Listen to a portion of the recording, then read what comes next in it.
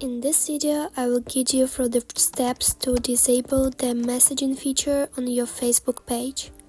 Make sure to watch until the end to ensure everything goes smoothly. And let's get started. First, launch the Facebook app.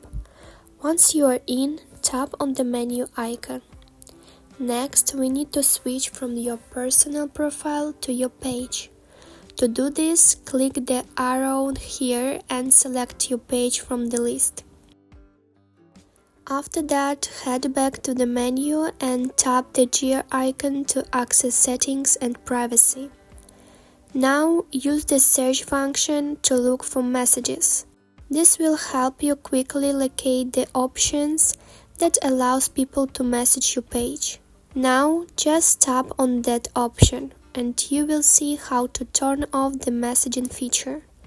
Simply switch off the toggle and you are all set. That's all there is to it. If you found this video helpful, please give it a thumbs up.